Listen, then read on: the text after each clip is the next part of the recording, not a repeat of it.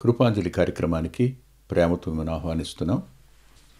అందరికీ నూతన సంవత్సర శుభాకాంక్షలు ఒకరోజు ఆలస్యంగా. ఈరోజు యవనస్తులు, వారిలో ఉన్న తొందరపాటుతనం, యవనస్తులు వారిలోకి వచ్చేటువంటి మూర్ఖత్వం కొంచెం అధ్యయనం చేద్దాం. సహజంగానే అమ్మా నాన్నలు వృద్ధులైపోతే పిల్లల్ని పెంచడానికి తగిన ఆ పటుత్వం కోల్పోతారు. వాళ్ళు ఏం చేయలేరు మనల్ని అనుకున్నప్పుడు పిల్లలు మూర్ఖులుగా తయారయ్యే అవకాశం కూడా ఉంది. అంత మాత్రమే కాదు, వృద్ధాప్యంలో పిల్లలు ఏమంటే ఏం చేసుకుంటారో, ఏమంటే ఏమవుతుందోననే భయం కూడా అమ్మ నాన్నలు మౌనం అయిపోవడానికి కారణమవుతుంది. వాళ్ళు పెద్దవాళ్ళు అవుతున్నారు, మనం ఏమైనా చెప్తే వాళ్ళు అంగీకరించరేమో, మన పెద్దరికం పోతుందనే భయం కూడా ఉంటుంది. కొందరికి గారాబం, మరి కొందరు చూసి చూడనట్టు ఊరుకునేటువంటి తత్వం, ఇవన్నీ వెరసి పిల్లలు మూర్ఖులు అవ్వడానికి చాలా వరకు అవకాశం ఉంది. అలాంటి పరిస్థితి ఆదోనియాది. రాజుల మొదటి గ్రంథం మొదటి అధ్యాయంలో 49-50 వచనాలు. అందుకు ఆదోనియా పిలిచిన వారు భయపడి లేచి తమ తమ ఇండ్లకు వెళ్ళిపోయిరి. ఆదోనియా సొలొమోనునకు భయపడి లేచి బయలుదేరి బలిపీఠపు కొమ్ములను పట్టుకునెను. ప్రార్థన చేసుకుందాం. మహిమగల మా తండ్రి, కృపగలిగిన మా గొప్పదేవా, ఆకాశ మహాకాశములు పటజాలని మీరు, మహిమా స్వరూపి అయిన మీరు భూమి మీదికి రక్తమాంసాలలో పాలువారు కావడం ఏమిటో నిజంగానే ఆశ్చర్యం. ప్రేమాస్వరూపివని రుజువుపరిచినందుకు రుణస్థుడం. ప్రత్యేకంగా ఈ దినాన్న మా ప్రియులు వాక్యం వినడానికి కూడుకున్నవారు, నీ లేఖనం కొరకు ఎదురు చూస్తున్నవారు, ఆకలితో ఈ సమయాన్ని మీ నుండి పొందాలని ఆశిస్తున్నవారు అనేక మంది ఉన్నారు. వారు వాక్యం వింటున్నారు. మానసికమైన ఒత్తిడుల మధ్య, పిల్లల్ని గురించిన ఆలోచనలు, భయాల నడుమ ఈ వాక్యం వారిలో కర్తవ్యాన్ని నిద్రలేపడానికి సహాయపడు ప్రభువా. కృప చూపించరా నాయనా. మాట్లాడడానికి నీ దాసునికి అవసరమైన జ్ఞానాన్ని ఇవ్వండి. మాటలను అందించండి. మీ వాక్యాన్ని చూపించండి. స్పష్టంగా అంగీకరించే మనసు వింటున్న ప్రతి వారికి ఇవ్వండి. యవనస్తులైన వారు వింటున్నారేమో, వారితో మీరు ప్రత్యేకంగా మాట్లాడండి. వారు తమ మూర్ఖత్వాన్ని విడిచిపెట్టుకోవడానికి, తమ ప్రవర్తనను సంపూర్ణంగా మీ ఆధీనం చేసుకోవడానికి సహాయపడండి. యెహోవాయే నా ప్రభువు అని పేరు కలిగిన ఆదోనియా ఏ రీతిగా తొందరపడి మూర్ఖుడై నష్టపోతున్నాడో, అదే పరిస్థితుల్లో ఆ అడుగుజాడల్లో నడిచేవారు మీ ఆత్మచేత మేల్పొందిన వారై, మేల్కొల్పబడిన వారై తిరిగి మరలా నీతో సమకట్టబడ్డానికి, నీతో అంటుకట్టబడడానికి సహాయపడండి. మీ కృప కలిగిన హస్తాలకు వింటున్న మా ప్రియులను, మాట్లాడుతున్న నన్ను అప్పగించుకుంటూ యేసుక్రీస్తు ప్రభు వారి పేరట ప్రార్థిస్తున్నాం తండ్రి, ఆమేన్. ఆదోనియా అబ్యాతారుని, యోవాబును పిలిచాడు. ఇంకా చాలామంది రాజకుమారులను కూడా పిలిచాడు. రాజకుమారులందరూ వెళ్ళారు, ఒక్క సొలొమోను తప్ప. సరిగ్గా అది ఉదయకాల సమయం. ఇప్పుడు మధ్యాహ్నం దాటి ఉంటుందేమో దావీదు దగ్గరికి వచ్చి మాట్లాడి సొలొమోను రాజుగా పట్టాభిషేకం చేయడానికి. అప్పుడు ఎప్పుడైతే ఈ కొమ్ముబూర మోగిందో, బాకా ఊదబడిందో, రాజుదని సొలొమోను చిరంజీవి యగ్గాకాని కేకలు మినుముట్టాయో, పిల్లను గ్రోవులు ఊదబడ్డాయో, వాటి నాదం చేత నేల బద్దలయ్యేంత అత్యధికంగా ప్రజలు సంతోషించారో, పిల్లని గ్రోవి నాదం, ప్రజల సంతోషనాదం రెండు అన్నపానాలు పుచ్చుకుని విస్తారంగా తమ యొక్క విందుల్లో మునిగిపోయిన వారు తుల్లిపడి మేల్కొన్నారు. ఏం జరిగిందని అడిగితే సంగతి చెప్పడం జరిగింది.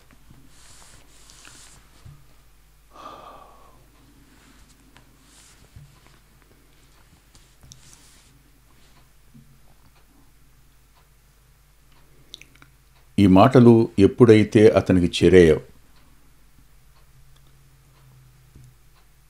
ఎందుకు వచ్చింది ఎవరు అంటే అబ్యాతారు కుమారుడైన యోనాతాన్ వచ్చి మాట చెప్పాడు. చెప్పగానే బహుశా తింటున్నవారు తింటూ ఉన్న తమ ఆహారాన్ని మధ్యలో వదిలిపెట్టి లేచి వెళ్ళిపోయారు. అదే జరిగుండాలి. అటు అబ్యాతారు వెళ్ళిపోయాడు, చాలామంది వెళ్ళిపోయారు. ఎవరు లేరు ఇప్పుడు. ఎవరి దారి వాళ్ళది. సరిగ్గా ఆదోనియా దిక్కులేని వాడైపోయాడు, ఒంటరి వాడయ్యాడు. ఏం చేయాలో పాలుపోల. తాను పరిగెత్తాడు. పరుగున వెళ్ళి అతడు ప్రత్యక్ష గుడారపు బయట ఉన్న బలిపీఠపు కొమ్ములను పట్టుకున్నాడు. లేఖనంలో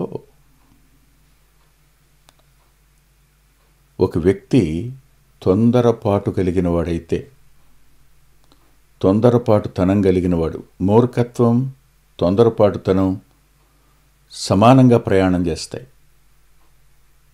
ఆదోనియాలో మూర్ఖించిన తత్వం ఉంది. ఆ మూర్ఖత్వమే తాను చేయకూడని పనిని తొందరపాటుతనంతో చేసినట్టు కనిపిస్తుంది. సామెతల గ్రంథం 19వ అధ్యాయం 2వ వచనంలో తొందరపడి నడుచువాడు దారి తప్పిపోవునని రాస్తుంది. దేనికైనా నిదానించటం మంచిది. తండ్రి మనసులో ఏముంది? నీ మనసులో నువ్వు ఒక బిజినెస్ మ్యాగ్నెట్ అవ్వాలనుకుంటున్నావేమో, కానీ దేవుడు నిన్ను ఒక ఉద్యోగస్తుడిగా చూడాలనుకున్నాడు. ఏం చేస్తావు? తొందరపడకు. దేవుడు నిన్ను ఒక సేవకునిగా చూడాలనుకున్నాడేమో, తొందరపడకు. దేవుని చిత్తానికి నిన్ను అప్పగించుకోవడం అనేది ముఖ్యం, కానీ నీ స్వచిత్తానికి అప్పగించుకుంటే నష్టపోవడం అనేది మాత్రం ఖాయం. ఆదోనియా తన స్వచిత్తానికి అప్పగించుకున్నాడు. స్వచిత్తాన్ని బలపరిచే వారిని పిలుచుకున్నాడు. తాను రాజునని తనంతట తాను ప్రకటించుకోవడం కోసం కొంతమంది వత్తాసును తీసుకున్నాడు. తీసుకున్నవాడు ఉదయకాల సమయంలో పెద్ద ఆర్భాటం చేశాడు. మరి భోజనపానాదుల కోసం ఎన్ని రోజులను సిద్ధపడుతున్నాడో తెలియదు మనకి. ఈ కుట్ర ఎంతకాలం జరుగుతుందో తెలీదు. అన్నపానాదులు బహు విస్తారమైనటువంటి విందు. ఆ విందులో ఎంతమంది వచ్చారో అందరూ కలిసి సంతోషిస్తున్నారంతే. కానీ తాను దారి తప్పిపోయినానని, అందరూ దారి తప్పారని, దారి తప్పిన చోట కూర్చున్నారని, దేవుని చిత్తంగాని దాన్ని ఎందు ఆనందిస్తున్నారనే విషయాన్ని వారు పూర్తిగా మర్చిపోయారు. ఆలోచించండి ఒకసారి. అనేకసార్లు తొందరపడ్డం, అనేకసార్లు తొందరపాటుతనం మూర్ఖత్వం కాకపోతే ఏమవుతుంది? ఖచ్చితంగా మూర్ఖత్వం అవుతుంది. అందుకని సామెతల గ్రంథం 24వ అధ్యాయం 9వ వచనంలో మూర్ఖుల యోచన పాపము అని రాశాడు. మూర్ఖుల ఆలోచన పాపమే. పాపంలోంచి వచ్చే నిర్ణయం ఎలా ఉంటుంది పాపం కాకపోతే? మూర్ఖుడు తన తలంపులు దేవుని చిత్తానికి విరోధంగా, అమ్మనాన్నల ఇష్టాలకు విరోధంగా వారు తమ స్వయిష్టం మీద ఆధారపడతారు. మూర్ఖత్వం అది. సరిగ్గా ఎప్పుడైతే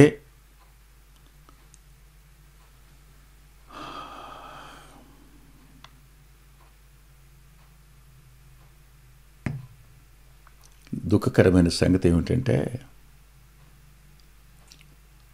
ఈ మూర్ఖత్వం రోటిలో వేసి దంచినా పోదంటాడు సొలొమోను.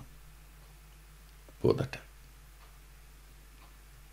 ఆదోనియా మూర్ఖుడు తొందరపడ్డాడు, బలిపీఠపు కొమ్ములు పట్టుకున్నాడు.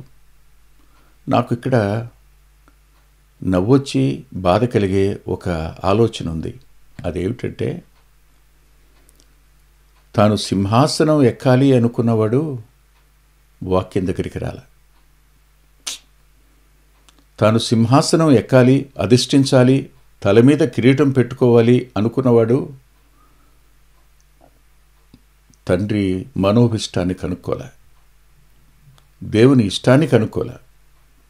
అతని మనసులో దేవాలయానికి చోటు లేదు, దేవుని వాక్యానికి చోటు లేదు. తన మూర్ఖత్వానికి మాత్రమే పెద్ద పీట వేశాడు అతను.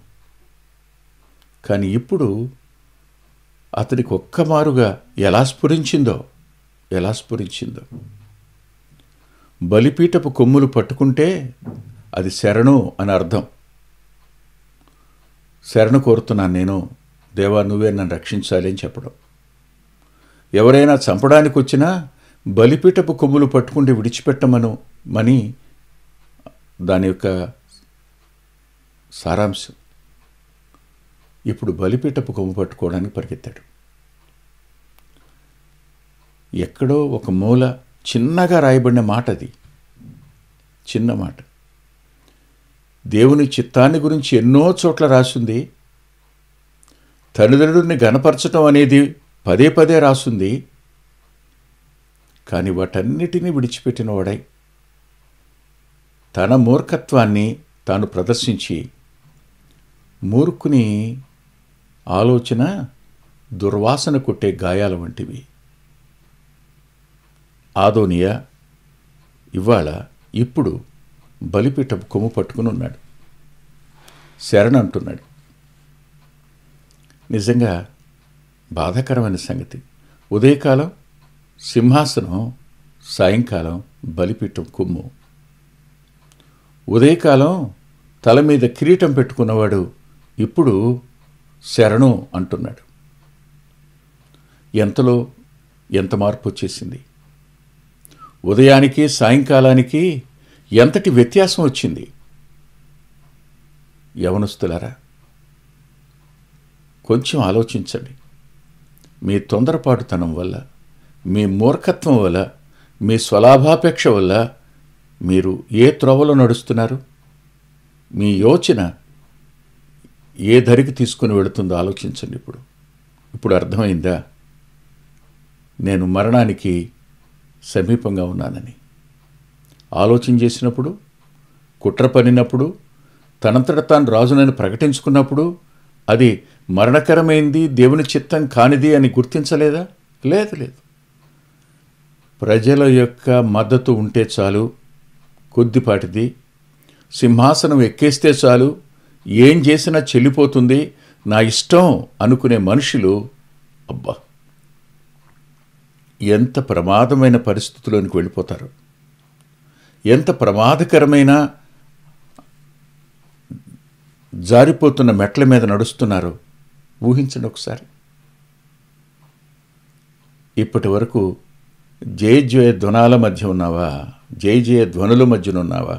ఇప్పుడు నీ పరిస్థితి ఏమిటి? దేవాలయం దగ్గరికి పరిగెత్తావా? అంటే ప్రత్యక్ష గుడారం దగ్గరికి. బలిపీఠ కొమ్మును ఆశ్రయించావా? అంటే నువ్వేమనుకుంటున్నావు ఇప్పుడు?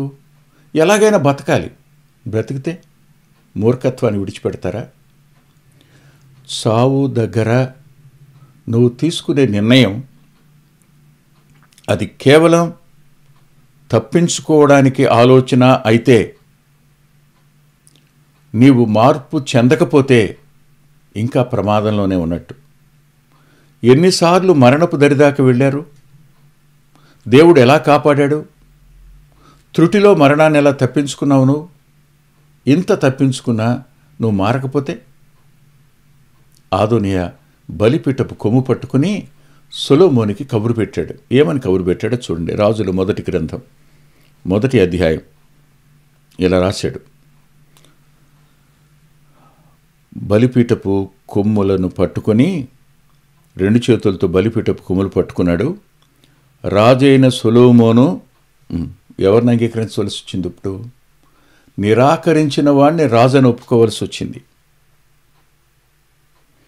ఎవరి మీద నువ్వు కష్టం పెట్టుకున్నావో, ఎవరి మీద నీ అంతరంగంలో పగుందో, అంటే నీకు కూడా తెలుసు నాన్న సొలొమోన్ని రాజుగా చేసేసే అవకాశం ఉందని. అందుకనే తొందరపడ్డావు కదూ. అంతే. ఎవరికో దక్కవలసింది దొంగిలించాలనే ప్రయత్నం మూర్ఖత్వం కాదా? ఇప్పుడు నువ్వు ఇష్టపడని సొలొమోను ఇప్పుడు నీకు రాజు. అంతేగా? నీ పొరుగువాణ్ణి లేదా నీ స్నేహితుణ్ణి నీ మీద అధికారిగా నియమిస్తున్నాను అని దేవుడు అంటే నువ్వేం చేయగలవు? మూర్ఖిస్తావా? నీకంటే మరొక వ్యక్తి అధికుడవుతాడేమోనని నువ్వు తొందరపడితే ఏ దరికి వెళతావు? దేవుని దారికి అడ్డం వచ్చి నిలబడగలవా? దేవుని ఇష్టాన్ని త్రోసేసి నీవు కిరీటాన్ని ధరించి మనగలవా? సాధ్యమవుతుందా? ఆదోనియా వృత్తాంతం ఇంత చక్కటి సందేశాన్ని యవనస్తులైన వారికి ఇస్తుంది.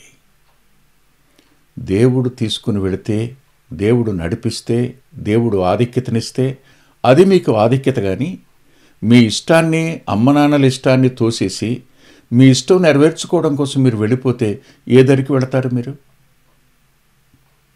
కబురు పెట్టాడు. రాజైన సొలొమోను తన సేవకుడినైన నన్ను, ఇప్పుడు నువ్వు సేవకుడివి కదూ, రాజు అవ్వాలనుకున్నావు, సాయంకాలానికి సేవకుడు అయిపోయావు. రాజు కంటే మించిన అతిశయం, నీ గర్వం నీ అంతరంగంలో ఉంది. అలా కాకపోతే రాజైన నీ తండ్రిని సంప్రదించకుండా నీ ఇష్టానుసారంగా నువ్వు ప్రవర్తించావంటే ఏమనాలి? అది ఆదోనియా. ఈరోజు ఆదోనియా యొక్క లక్షణాలు అనేక మంది యవనస్తుల్లో స్పష్టంగా కనపడుతున్నాయి. నన్ను కత్తివాత చంపకుండా ఎక్కడున్నావు అన్నమాట నువ్వు? కత్తి అంచు నీ మెడ దగ్గరికి వస్తున్న పరిస్థితి. నీవు ఎంతమందిని నీ ప్రక్కన చేర్చుకోవాలనుకున్నా, నువ్వు సింహాసనం ఎక్కి అధికారాన్ని చెలాయించాలనుకున్నా, నువ్వు ఎక్కడున్నావు ఒకసారి ఆలోచించు. మూర్ఖుడవై పరిస్థితిని గమనించలేని దుస్థితిలోనికి జారిపోవద్దని హృదయపూర్వకంగా మనవి చేస్తున్నాను నేను. ఇప్పుడు కబురు పెట్టాడు. కత్తివాత చంపకుండా ఈ దినమును నాకు ప్రమాణము చేయవలనని మనవి చేయనట్లు సొలొమోనుకు సమాచారం పంపాడు. సమాచారము రాగా ఇక్కడ ఒకసారి మనం నిర్గమాకాండం 21వ అధ్యాయం 14వ వచనం చదువుకుందాం. ఈ ఒక్కచోట ఈ మాట రాసినట్టు నాకు గుర్తుంది. మరి 24వ అధ్యాయం 14వ వచనంలో, అయితే ఒకడు తన పొరుగువాని మీద దౌర్జన్యముగా వచ్చి కపటముగా చంప లేచినడలా వాడు నా బలిపీఠమును ఆశ్రయించినను వాని లాగివేసి చంపవలెను. ఈ కారణం చేతనే చాలామంది మనసుల్లో యోవాబును సొలొమోను చంపేశాడేంటి, బలిపీఠం కొమ్ము పట్టుకున్నా అనే బాధ ఉంటుంది. ఇది కారణం. ఈ కారణం చేతని యోవాబులో దౌర్జన్యం ఉంది, యోవాబులో కపటం ఉంది. ఈ రెండు ఉన్నాయి. అది అతని లక్షణం. అతడు చివరికి తన దౌర్జన్యాన్ని, తన కపటాన్ని ఆదోనియాకి సహకారంగా చేయాలని ప్రయత్నించాడు. ఆదోనియాకులో కూడా అవే ఉన్నాయి. అందుకని ఇద్దరూ ఒక పడవ మీద ప్రయాణం చేయడానికి సిద్ధపడ్డారు. బలిపీఠపు కొమ్ము దేన్ని చూపిస్తుంది? పశ్చాత్తాపడితే దేవుడు క్షమిస్తాడు అని చెప్తుంది. అక్కడ చిందిన రక్తం నీ పాపాలకు, నీ పాప దోషానికి నివారణ అని చెప్తుంది. అంగీకరిస్తే దేవుడు క్షమిస్తాడని కూడా చెప్తుంది.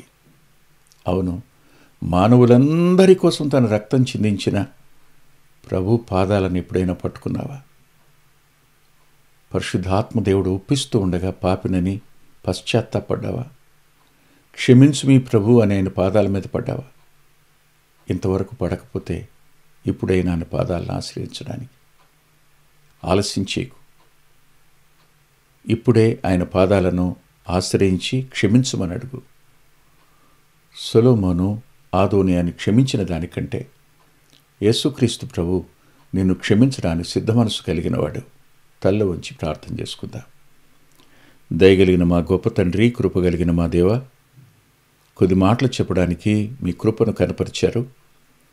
విన్న మా ప్రియులు ఇంకా రక్షించబడని వారు ఎవరైనా ఉంటే రక్షించబడడం కోసం మీ ఆత్మకార్యం జరిగించండి. మూర్ఖులై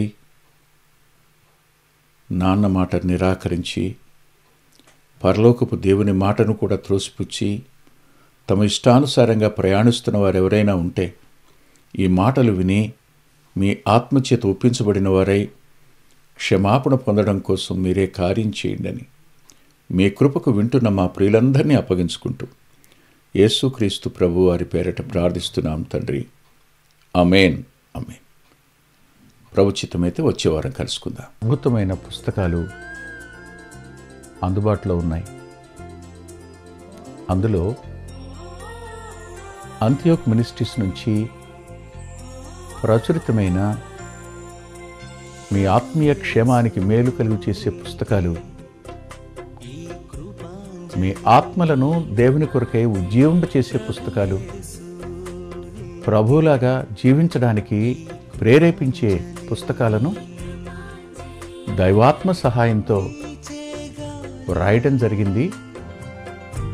పిల్లల కొరకై చిత్రీకరించబడిన 5 DVDలు అందుబాటులో ఉన్నాయి. ప్రతి DVD పిల్లలను దేవుని కొరకు ఎంతగానో విశ్వాసాన్ని పెంపొందింపజేసేవిగాను, ఆసక్తిని కలిగించేవిగాను, ఆత్మలో ప్రభువుని హత్తుకునేట్టు చేసేవిగాను ఉన్నాయి. ఈ మధ్యన వెలువడినటువంటి ఆ DVD సాధనం, అది మీ పిల్లలకు ఎంతైనా మేలు చేస్తుంది.